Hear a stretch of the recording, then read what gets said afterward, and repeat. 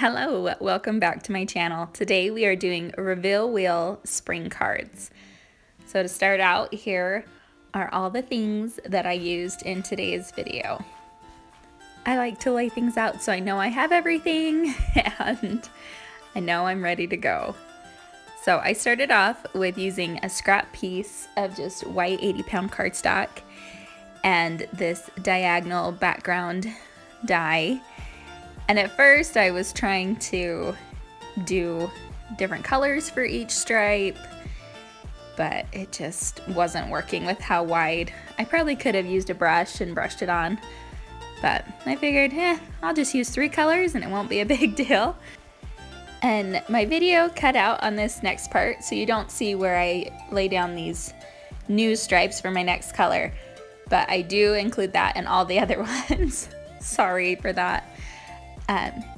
But I just had lined them up next to each other and picked my next color. So here I am lining up the ones that I had pulled out, so I have them in 3 separate piles now. And just get them all lined up, make sure they're right, and then pull off the ones I used for the yellow.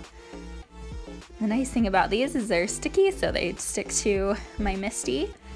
And I can just ink them up quick and get my background done. So these colors together just say spring to me. They make me so happy. This is how bright and fun they are. So they definitely made these cards happy for me. And then I wanted to do kind of a more masculine spring card. I have a friend that has only boys, so I wanted to send this to them as kind of an Easter and spring card. Here I am again, just lining them up, trying to decide which direction I'm gonna take them, and so that I can put down my next set of color. So this one, I added all the ones to the right and pulled up all the ones on the left.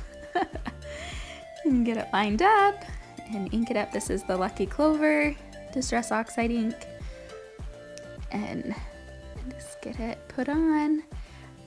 It came out a lot darker when it dried than I was expecting. When I've used it for ink blending and other things, it was always lighter. So I was really surprised how dark this one turned out when all was said and done. And you can see that these little tiny corner pieces did not want to cooperate with me, but we got it done, and that was the important part. Just wanted to make sure I had enough that I could die cut my reveal wheel out of it. So I feel like the blue helped lighten it up a little bit, make it a little more springy. So now here is the front panel of the reveal wheel. Just line it up, and I use my washi tape. I die cut it on my Sizzix Big Shot, and then here I'll show you what it looks like all die cut out. Then I pulled it out and I remembered I still have to cut out my window. So you put it in just like a puzzle piece. And in the Lawn Fawn video, you can find on YouTube, like the original where they show how to use it, they leave it in. They just plug in the piece and then re-die cut the whole thing. But I didn't. So this one, you want to make sure you have the correct side down. This is your actual wheel for the reveal wheel. Get that die cut, and then I am using the little arrow to tell my friends where to turn the card, or that it's turnable. And I wanted to use these scrap pieces, so I thought those colors were so fun, and I didn't want to just do a plain white one.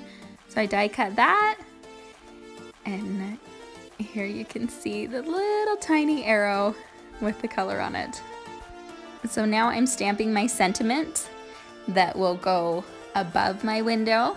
So the blue one says, "Hope your spring is," and this purple is, "Hope your Easter is." So purple will go on the pink, yellow, and purple card, and the blue will go on the blue, orange, and green card. So here I just am gonna use my little trimmer and cut them up into smaller sizes. Make sure I like how it fits on there. And then of course, you know me, gotta make sure everything looks right, and then I use my Copics to just give the outside a little bit of dimension. You can always make these stand up with foam tape, or you can put the extra pieces that you've cut off behind it to give it a little more dimension. Just make sure that they don't stick out. And there you go for the sentiment parts.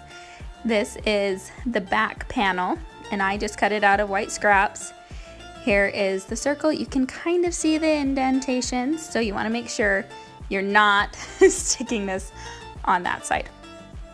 So you put your little brad through, and I just had these orange ones randomly, so I figured why not use them.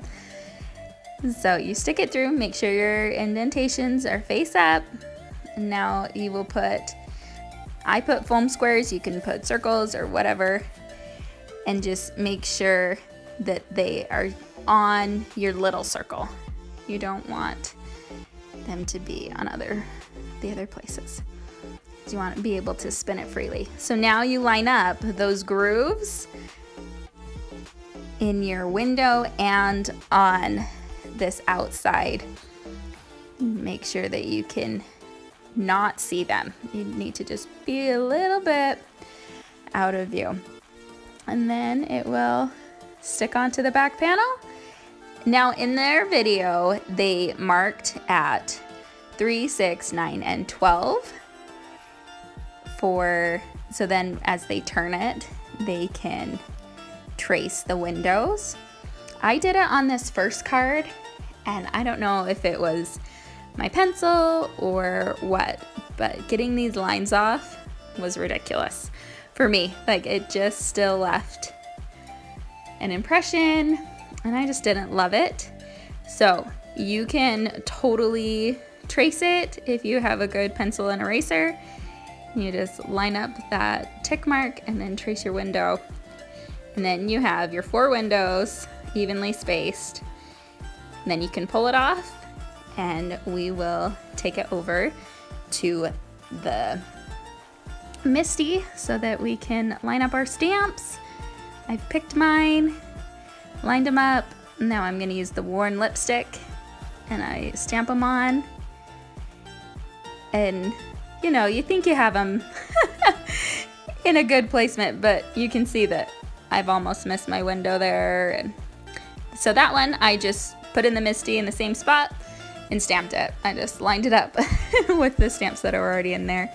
So here I'm erasing it and trying to do my best, but I still was just not thrilled. So I just decided maybe I'll put some more ink along the outside of it, try and hide that a little bit. I did love that it added some more of that yellow. It's such a fun, happy color, that squeezed lemonade. And the way I did it is I didn't cover all of this one. On the other yellow one, I did go over all of it, so even behind the words is covered. This one is still white behind the words. So now that we have it in place, it works. We like what it looks like. We add more foam squares, pull off the backing, and we will adhere our front panel to that. Just make sure you line it up good. Press it on, and there you have it. And then I will glue on my sentiment. So hope your Easter is fun-filled and all the things. So here with the blue, I did try with the green first, and it was so light. You'll see it later in the video. But it was so light compared to how dark this turned. So I'm checking to see if my blue is okay with it. But here I am lining up my sentiments, and I just am doing it with the indentation. I did not color or trace on this one at all. And then I realized that I had put them on upside down. So then I have to flip them again, make sure they're where I want them to be. And then close my Misti and stamp them. I did stamp it with the Lucky Clover, and I did it twice to hopefully get it as dark as the outside of the panel will be. It was so crazy how it just took it differently. So here we've got those two, And you know, I always like to mass produce. If I'm making one, I might as well make more. So get everything all set. And you want to place those close, but not touching your wheel because you want it to spin.